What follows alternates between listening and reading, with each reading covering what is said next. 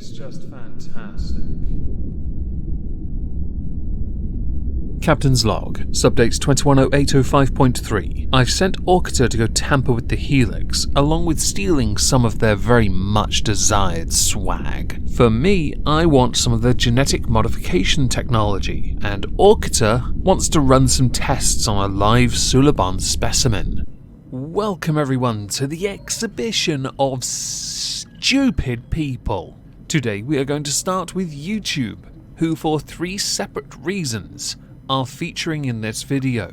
The first is because of the constant emails I'm now getting, much like other creators, age restricting our content, even though we don't even mark it suitable for children, simply because none of our content is for children. If it was, we would have marked it as such, and to do so, i.e. not correctly mark it, is a violation of terms of service.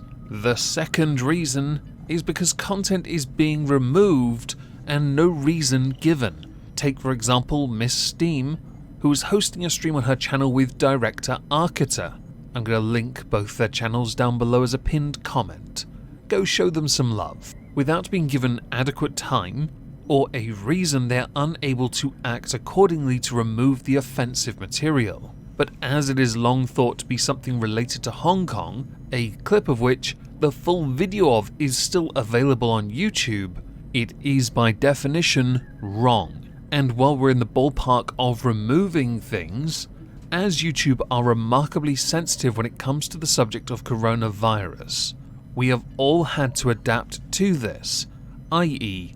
kowtows so we don't get yeeted. I myself am included, having recently hit 98,000, we're less than 2k away everyone. I have to be very careful what I say, in case it gets considered controversial enough for me to get suspended, banned, yeeted, whatever it is YouTube do, because they abide the WHO, they abide the CDC, provided it's the same message coming out of the current American presidential administration. So when anyone says anything contradictory to that, they will act. And this applies to Sky News Australia and their respective YouTube channel, where they've been given a 1-week ban. Why? Because during a video, they questioned the effectiveness of masks and lockdowns. YouTube have dubbed this COVID misinformation, therefore it is a breach of the rules. Just think, if they weren't Sky, they would have already been deleted. This has led to Sky News pointing out that none of the hosts have ever denied the existence of COVID, and that this, by deleting anything that questions it or discussions questioning it, exist on their platform, they are directly attacking free speech, which they are. And as far as the mask effectiveness goes, there are plenty of debates on that.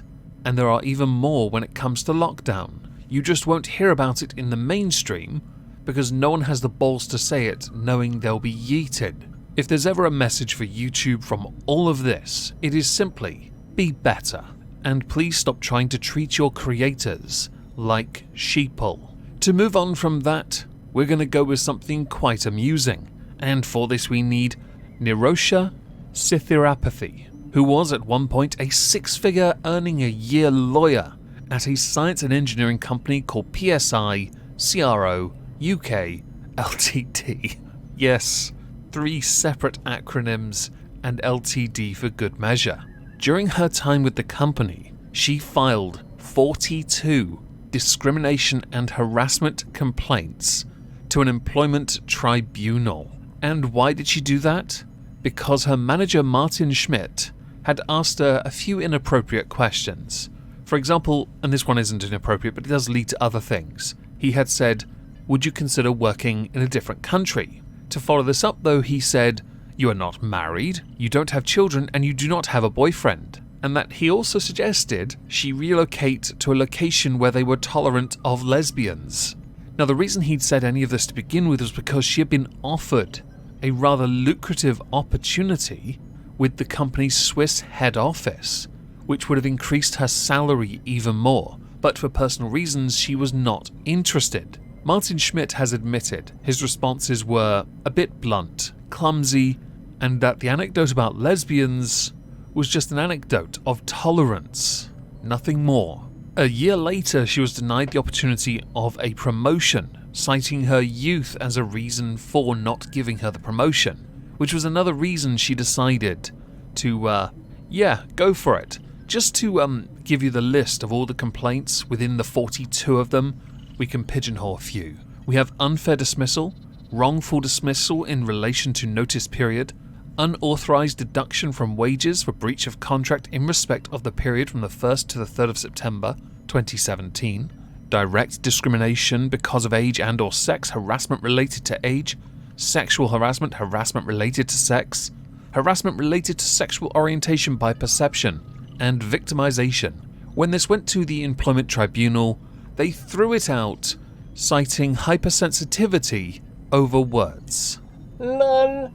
Truer words have not been spoken. Congratulations. You lost your job, a decent paying one, and then tried to get them back because mean words, when they weren't mean words. They were just poorly executed by an executive. Moving on, let's go to the Defund the BBC. Yes, people, they are back.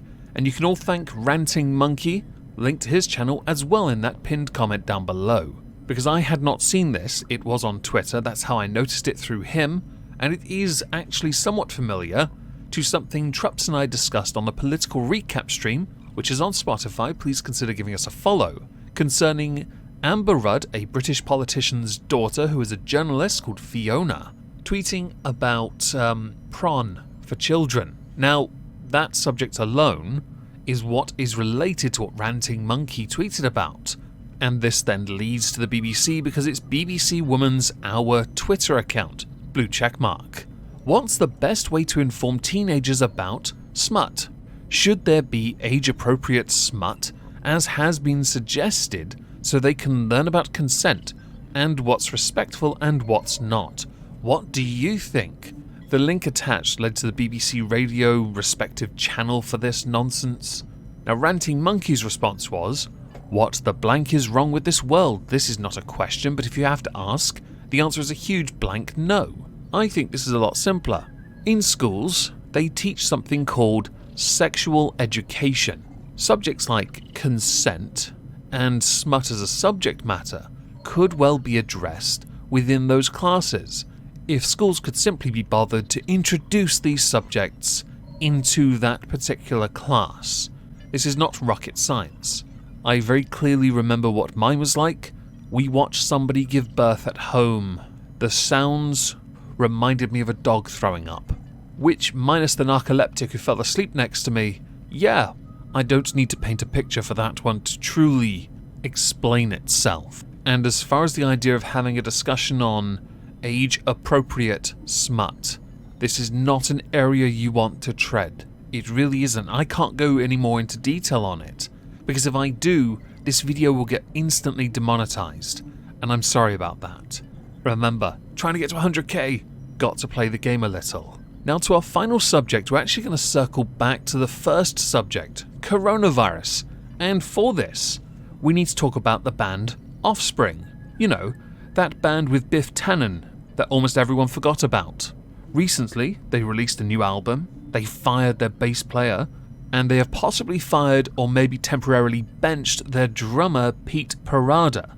And the reason he was benched was because he won't take the coronavirus vaccine. Now, many people have pounced on this. They've pounced on this by pointing out that Dexter Holland, aka Biff Tannen, aka the lead singer, has a PhD in molecular biology from USC. Therefore, he has a authority within this particular field. Some pointing out he co-authored a paper called Identification of Human microRNA-like Sequences Embedded Within the Protein Encoding Genes of the Human Immunodeficiency Virus, which naturally makes him an expert on the subject. Notice the mountain for a molehill here is being a bit exaggerated because Pete Parada has a very good reason he won't take the vaccine. Pete Parada suffers with Guillain-Barré syndrome. This syndrome actually hurts him quite a lot because what happens is his immune system is constantly attacking his nerves, which causes him unending pain, and as he's gotten older it has increased. He has not taken the vaccine under doctors' guidance, because they cannot be sure of how his body will react to it with what he has, and he has deferred to his physician's better judgment on this, and he's right to do so. 100% right. He has indicated that last year he did in fact catch COVID. He walked it off. Should he be benched for the safety of the other band members? Yes. Do we know if he's been yeeted? We don't know. Does anyone remember The Offspring still exist? More than likely not. The new album's not bad though, so you should give it a listen. Remember, fronted by Biff Tannen. Now as we're done, I'd like to know what you think. Please do let me know in the comments down below. I shall be streaming on Twitch tonight some Murder Fun Time Assassin's Creed Odyssey. If I don't see you, then have a fantastic day. Thank you all very much for listening.